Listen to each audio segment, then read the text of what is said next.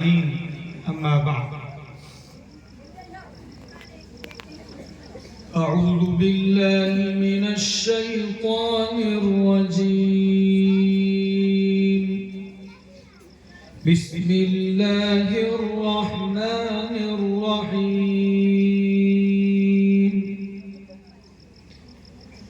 لقد كان لكم في رسول الله أسوة حسنة لمن كان يرجو الله واليوم الآخر وذكر الله كثيرا.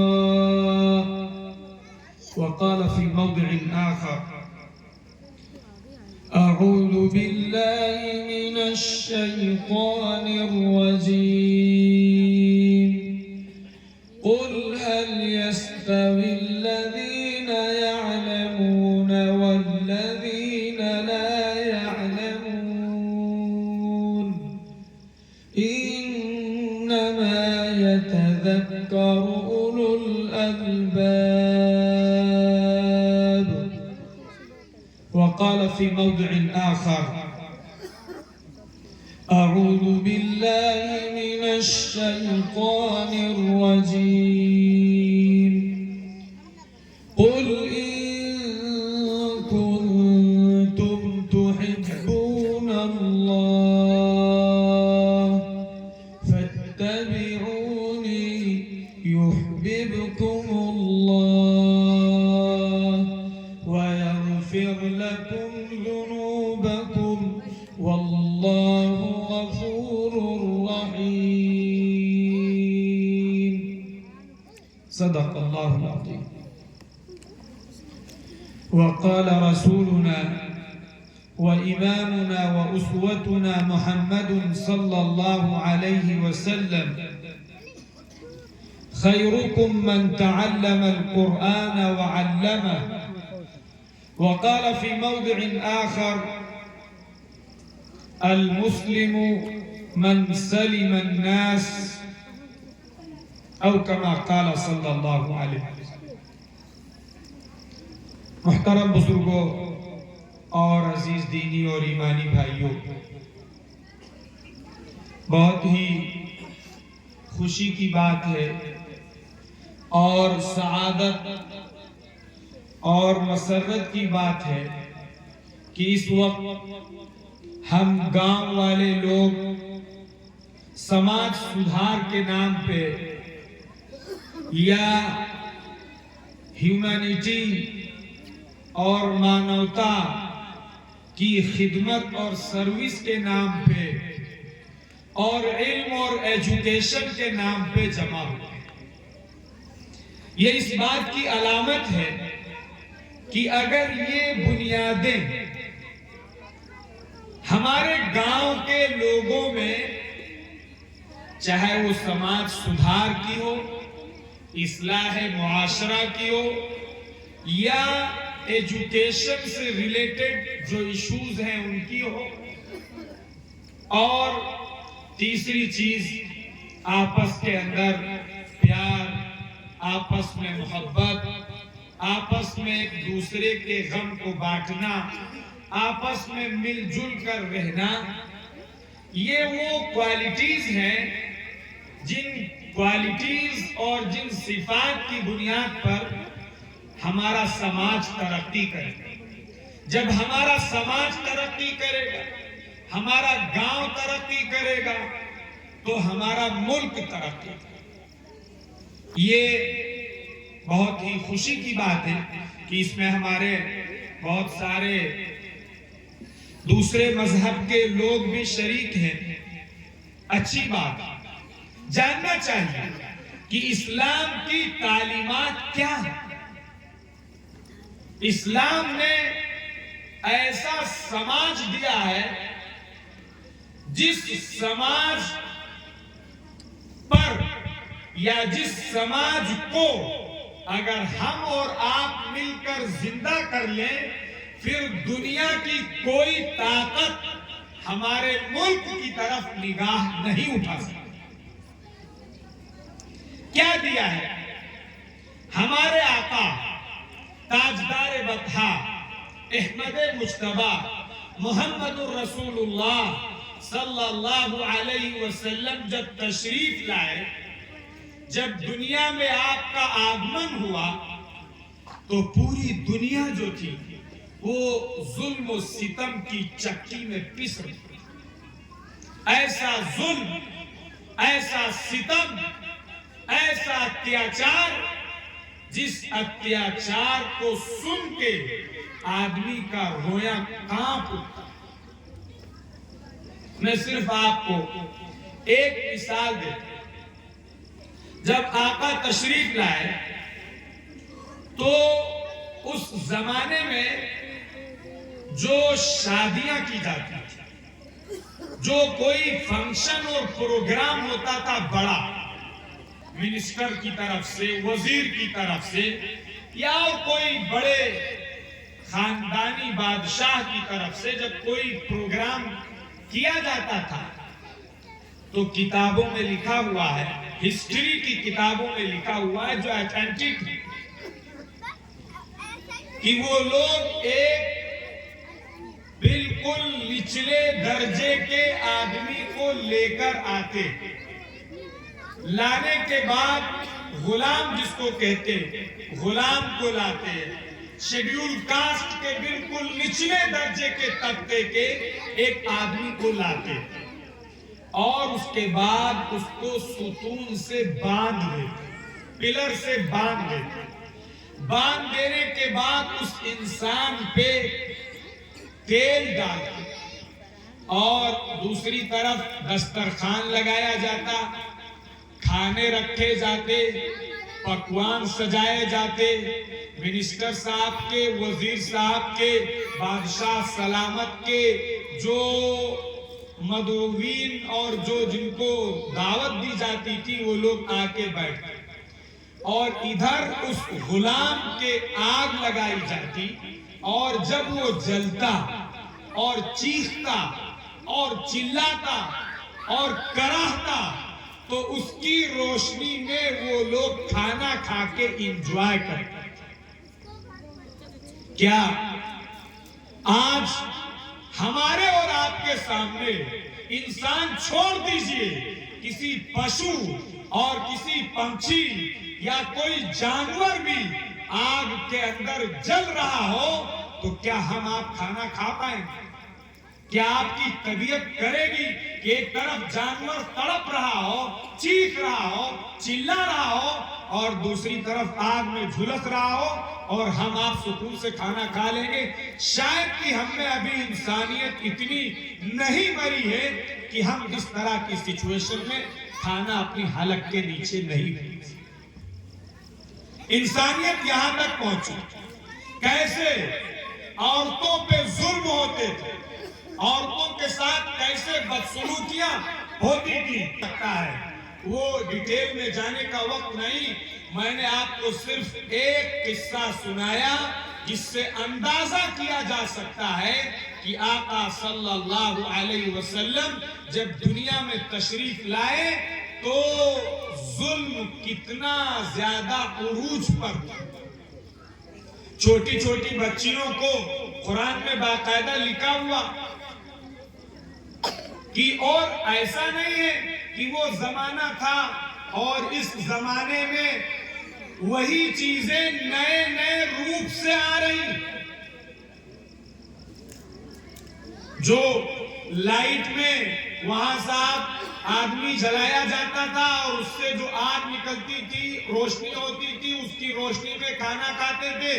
بہت سارے کسی صاحب نے یہ بھی کہا ہے کہ شاید اس وقت دیکھا ہوگا بہت سارے لوگ اپنے کھوپڑے پہ اور سر پہ ایک کمکما لے کے چلتے ہیں اور آگے پیچھے بارات چلتی ہے، وہ اسی کی ایڈوانس کاپی میں بھی ہو سکتا ہے. دوسری چیز، جو بچیاں ہوتی تھی، کسی کے بچی پیدا ہو جائے وہ اس کو زمین میں زندہ دفن کر دیتے. قرآن نے اس کو بیان کیا ہے اور اس آدمی کی سچویشن بیان کی ہے. فرمایا اعوذ باللہ من الشیطان الرجیم وَإِذَا بُشِّرَ أَحَدُهُم بِالْأُنثَىٰ ظَلَّ وَجْهُهُ مُسْوَدًّا وَهُوَ كَظِيمٌ،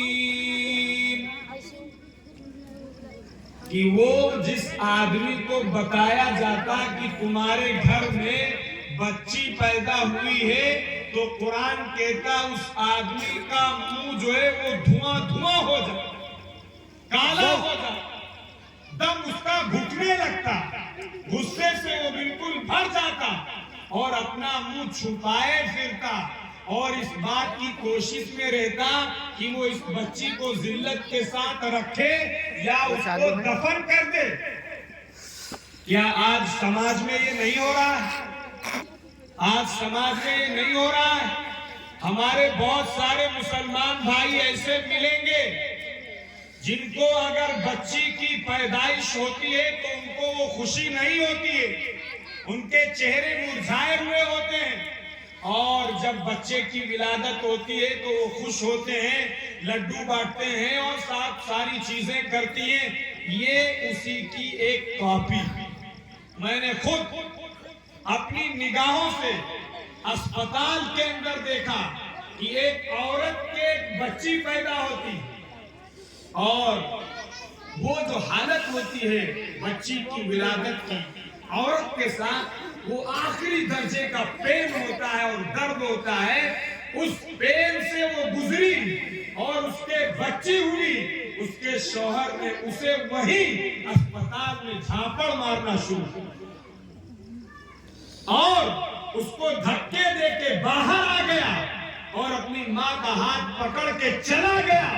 وہ بیچاری اسپتال میں رو رہی تھی، سسک رہی تھی، بلک رہی تھی کہ اس کا کیا جرم، اس بچی کا کیا جرم۔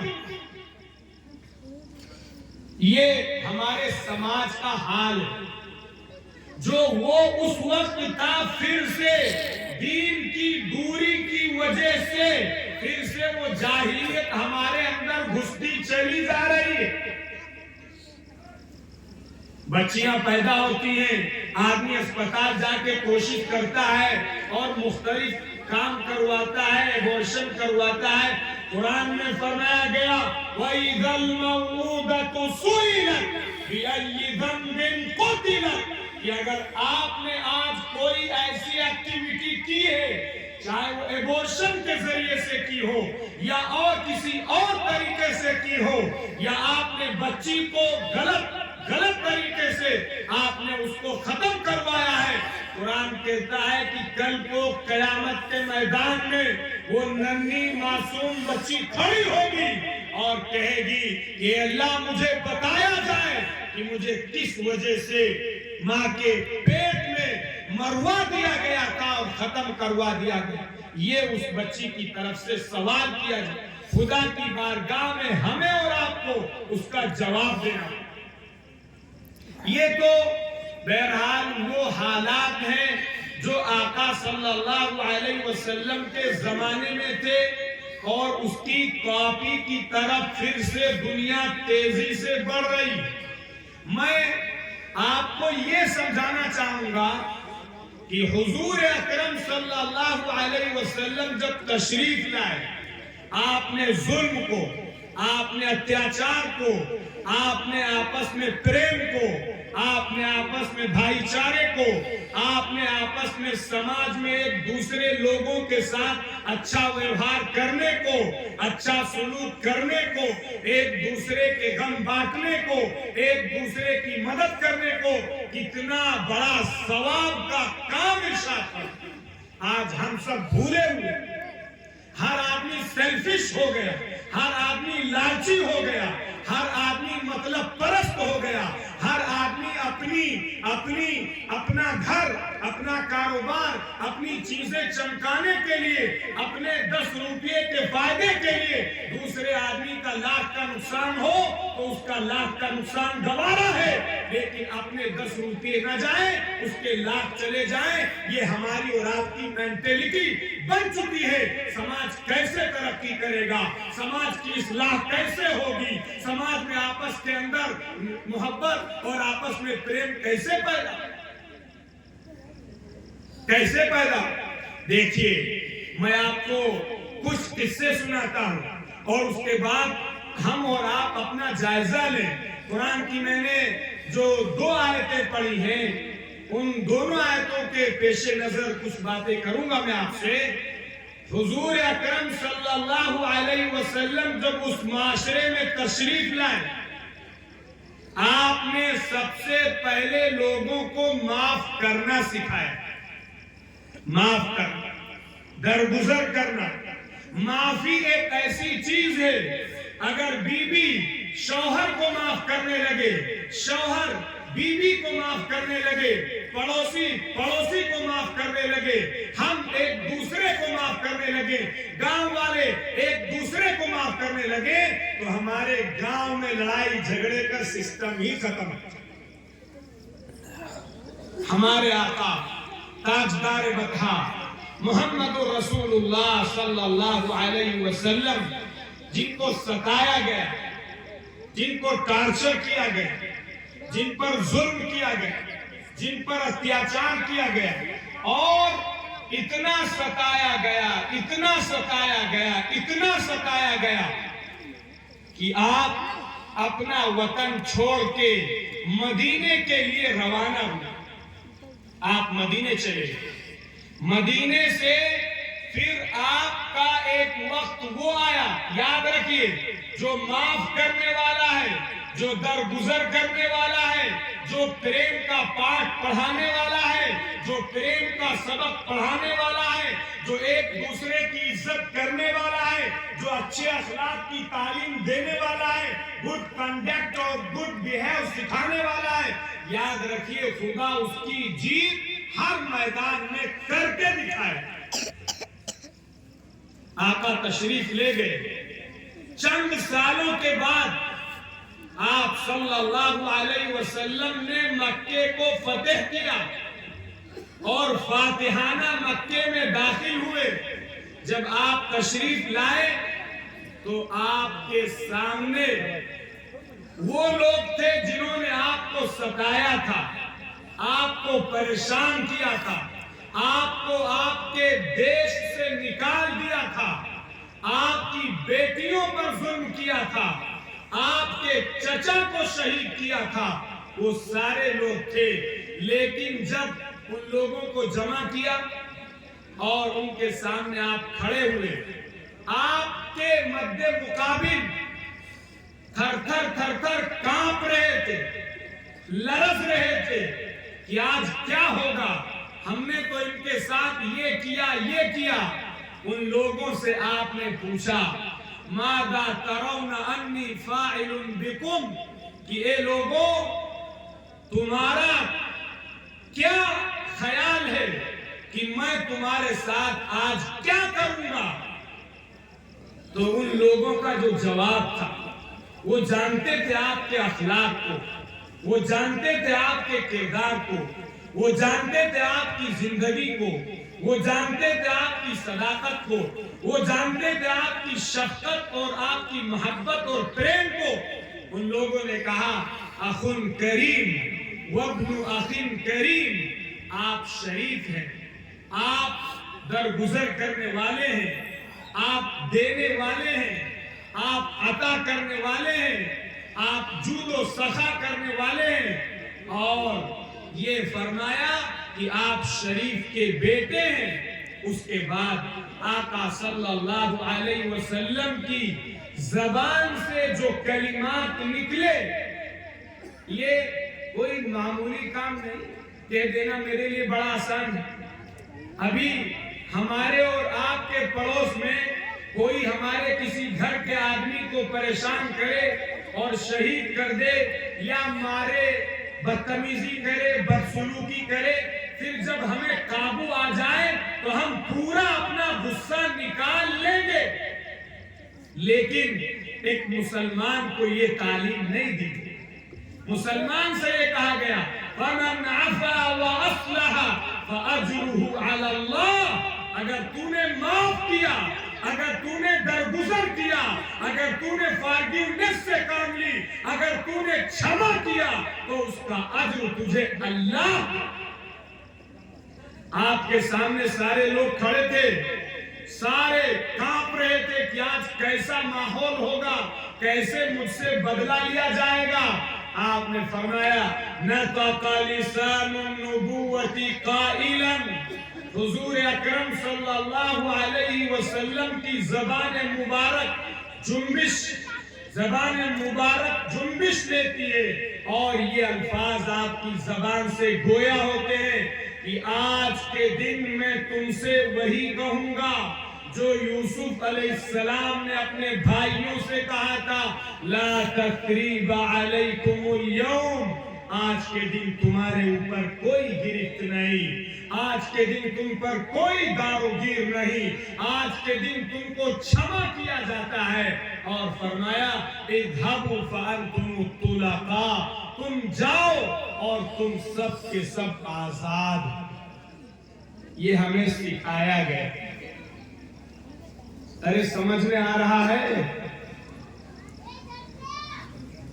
لوگ ماشاءاللہ اپنا اپنا سر جو ہے یس میں ہلا رہے ہیں, سمجھ میں یہ آ رہا ہے, لیکن ہمارا حال یہ ہو چکا ہے کہ ہم معاف کرنے کے لیے ایک پیسہ تیار نہیں ہوتے ہیں. کورٹ جانے کے لیے, کچہری جانے کے لیے, الٹے سیدھے بلیم لگانے کے لیے ہماری قوم کے لوگ تیار رہتے ہیں, اور یہ کہتے ہیں اچھا ان کا تو ہم دکھائے دے گا اور ان کو تو ہم سکھا دیں گے. ان کو سکھانے میں اپنی ساری پونجی, اپنی ساری کمائی, اپنے سارے پیسے وہ پھونکتا ہے پانی کی طرح, اور وہ بھی پھونکتا ہے, اور اس کے بعد سوچتا ہے کہ ربیع الاول کے موقع سے نبی کی سیرت پہ ایک جلسہ کریں گے اور نبی کی محبت کا حق ادا کریں گے. یہ ہماری زندگی سمجھ میں ہمارے نہیں آتا ہے. ہمارے یہاں حال یہ ہو چکا ہے کہ اگر کوئی آدمی ہمیں شادی میں کارڈ نہ دے تو ہم پھر زندگی بھر کے لیے اس سے لڑائی کریں کہ اس نے ہمیں شادی میں پوچھا نہیں تھا, اس نے ہمیں شادی میں کارڈ نہیں دیا تھا, لہذا اس کے گھر سے آنا جانا اور اس کے ساتھ تعلقات اور اس کے ساتھ فرینڈشپ اور اس کے ساتھ دوستی, ساری چیزیں بالائے طاق رکھتے ہیں ایک کارڈ کے نہ ملنے کی وجہ سے. یہ ہماری زندگی.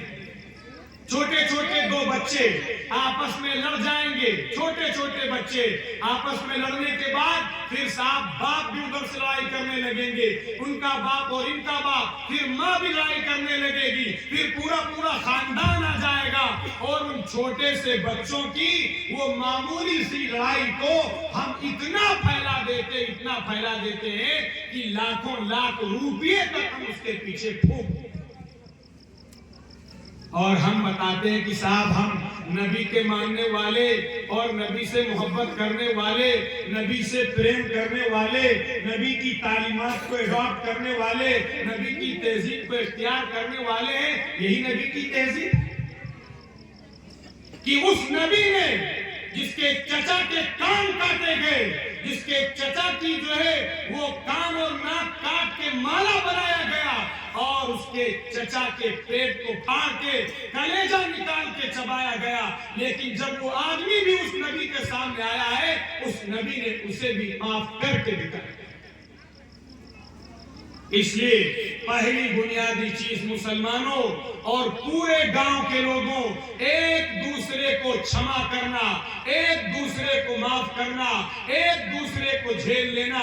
اگر یہ سیکھ لیا تو ہمارا پورا گاؤں جنت کا نما بن جائے گا. کبھی کوئی خاکی وردی والا ہمارے گاؤں میں قدم نہیں رکھے گا, بلکہ جب ہمارے گاؤں میں لڑائی نہیں, ہمارے گاؤں میں جھگڑا نہیں, ہمارے گاؤں میں انتشار نہیں, ہمارے گاؤں میں چھوٹا بڑے کو مان سمان دیتا ہو, عزت کرتا ہو, اور بڑا ہر چھوٹے کو اپنا بیٹا سمجھتا ہو, اپنا جو ہے وہ بالغ سمجھتا ہو, پھر صاحب لڑائی اور جھگڑا اور کورٹ اور کچہری کہاں کی ہے؟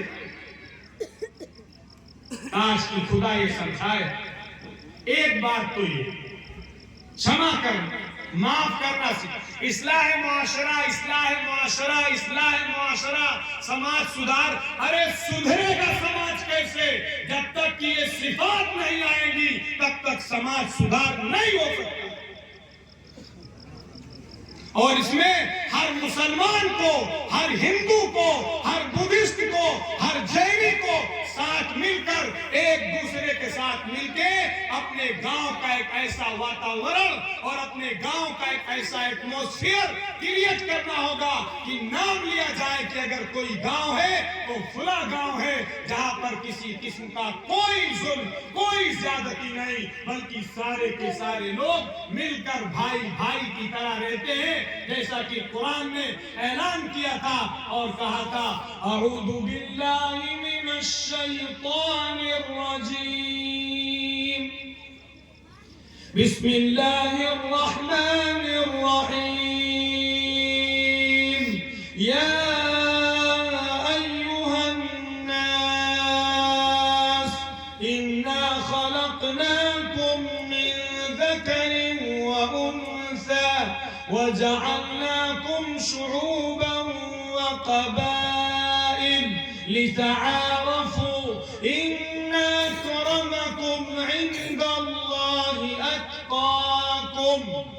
ये कुरान ने ऐलान किया था पूरी मानवता को, पूरी दुनिया के इंसानों को ये बताने के लिए कि ये दुनिया के और धरती पर बसने वाले इंसानों, या अय्युहन नास, ए लोगों, इन्ना खलक़नाकुम मिन ज़करिन व उन्सा, मैंने तुमको एक नर और नारी से जन्म दिया है, मैंने तुमको एक माता पिता की संतान बनाया है, मैंने तुमको एक मर्द और औरत से जन्म दिया है, और तुम्हें धरती पर उसी तरह जिस तरह एक माँ की और एक बाप की संतान रहती है, वैसे ही मोहब्बत से, प्रेम से, शफकत से, भाईचारे से, सद्भावना से तुम्हें धरती पर रहना है। वला तअतौ फिल अर्दि मुफ़सिदीन, और हुए जमीन पर फसाद और करप्शन बर्पा मत करो। ये कुरान ने ऐलान किया। आगे फरमाया कि साहब जो लोग बिरादरियों में बचते हैं, बिरादरी बना ली है, चाहे मुसलमानों में हो, चाहे गैरों में हो, चाहे किसी और धर्म के मानने वालों में, फरमाया कि हमने तुमने कबीले बनाए तारुफ के लिए, एक दूसरे को पहचानने के लिए, अपना स्टेटस और अपना मकाम मर्तबा बताने के लिए एक कबीले नहीं बनाए गए। फरमाया इन्ना अक्रमकुम इंदल्लाहि अत्क़ाकुम, तुमने सबसे ज्यादा मुअज़्ज़ज़ और सबसे ज्यादा शरीफ और सबसे ज्यादा रिस्पेक्टेड वो है जो अपने ईश्वर से सबसे ज्यादा डरने वाला हो, जो अपने मालिक का सबसे ज्यादा अपने हृदय में भय रखने वाला हो, वो सबसे ज्यादा रिस्पेक्टेड है, वो सबसे ज्यादा मुअज़्ज़ज़ है। ये कुरान का पवित्र कथन। बहरहाल ये एक चीज जो बताई गई कि हमें क्षमा सीखी। दूसरी चीज, हुजूर अकरम सल्लल्लाहु अलैहि वसल्लम की जिंदगी में समाज के लोगों को जो बहुत बुनियादी और बहुत अहम है, वो ये करने की है कि हर आदमी जिसको खुदा की तरफ से कुछ माल और दौलत अता की गई, वो आदमी अपनी माल और दौलत का हिस्सा अपने गांव और अपने लोगों में जो गरीब हैं उन पर खर्च करे। हमारे आका ताजदार वतहा मुहम्मदुर रसूलुल्लाह सल्लल्लाहु अलैहि वसल्लम जब लोगों का फाका देखते थे, लोगों में गुर्बत देखते थे, लोगों में भूख देखते थे, लोगों की परेशानी देखते थे, आप सल्लल्लाहु अलैहि वसल्लम बेचैन हो, बेकरार हो जाते। एक मर्तबे आप सल्लल्लाहु अलैहि वसल्लम ने आपकी खिदमत में चंद लोग आए और बहुत ज्यादा परेशान थे, भूखे थे, कपड़े भी उनके पास सही नहीं थे। आपने उनको देखा, आपके चेहरे का रंग बदल गया, आपके चेहरे का रंग बदल गया और आपने लोगों में یہ اعلان کروایا، لوگوں کو بلایا، اذان دی گئی، لوگ جمع ہوئے، جمع ہونے کے بعد آپ نے لوگوں کو تعلیم دی کہ لوگ جو ہے وہ دان کریں، لوگ صدقہ کریں۔ فرمایا کوئی آدمی کوئی جو لے کے آیا، کوئی گیہوں لے کے آیا، کوئی کھجور لے کے آیا، کوئی کپڑا لے کے آیا، لوگ لاتے رہے، یہاں تک کہ ایک صحابی ایک اتنی بڑی تھیلی اور بوریا لے کے آئے کہ وہ ان کے ہاتھ سے اٹھ نہیں رہی تھی، لا کے رکھا، ایک طرف گلے کا اور دوسری طرف کپڑے کا ڈھیر ہوا۔ جب ہمارے آقا نے دیکھا تو آپ کا چہرہ کھل اٹھا کہ ان لوگوں کی غربت کو دور کرنے کا سامان خدا نے کر دیا۔ آپ نے ان غریبوں کو بانٹا، وہ غریب لے گئے۔ میرے عزیز و بزرگوں دوستوں، یہ بھی بہت بنیادی کوالٹی ہے جو ہمارے سماج کے لوگوں میں ہونی چاہیے۔ خدا نے جسے پیسے دیے، خدا نے جسے مال دیا ہے، خدا نے جسے دولت دی ہے، یہ اس کی ذمہ داری ہے کہ اپنے آزو بازو، اپنے پڑوسی، اپنے آگے پیچھے لوگوں کو دیکھے اور ان کی ضرورت کو پورا کرے۔ اگر وہ ان کی ضرورت کو پورا کرے، لوگ اگر ان کی ضرورت کو پورا کریں گے تو خدا ان کے لیے خوب برکت عطا فرمائے گا، اور ساتھ ہی ساتھ سماج جو ہمارا ہوگا، سماج سدھار، سماج جو ہوگا وہ ہمارا سماج تیار ہوگا۔ کیسے؟ آپ صلی اللہ علیہ وسلم نے ہمیں اور آپ کو تعلیم دیتے ہوئے ایک مرتبہ آپ تشریف لے جا رہے تھے، آپ نے دیکھا کہ کچھ لوگ ہیں ان کے پاس سامان ہے اور کچھ لوگ ہیں ان کے پاس سامان نہیں ہے۔ آپ صلی اللہ علیہ وسلم نے پھر لوگوں کو سمجھایا اور فرمایا من کان له فضل ظہر فلیعد به على من لا ظہر له ومن كان معه فضل زاد فلیعد به على من لا زاد له الى آخر الحدیث۔ آپ نے فرمایا جن لوگوں کے پاس توشہ زیادہ ہے وہ اپنے، جس کے پاس توشہ نہیں ہے وہ اس کو توشہ لوٹا دے، جس کے پاس سواری زیادہ ہے وہ دوسرے کو سواری دے دے۔ آپ نے یہ ارشاد فرمایا، اور پھر لمبی حدیث ہے، آپ نے چیزوں کو گناتے رہے آپ اور لوگوں کو بتاتے رہے۔ صحابہ فرماتے ہیں ہمیں یہ گمان ہوا کہ شاید جو زائد چیز ہے اس میں ہمارا حصہ نہیں۔ یہ تو آقا کی تعلیمات سماج سدھارنے کے لیے، سماج کو بنانے کے لیے۔ اب ہم ذرا اپنا جائزہ لیں۔ ہمارے یہاں حال یہ ہے کہ ایک آدمی کے پاس پیسے ہی پیسے، دوسرا آدمی بھوک سے مر رہا، دوسرے آدمی کے پاس جو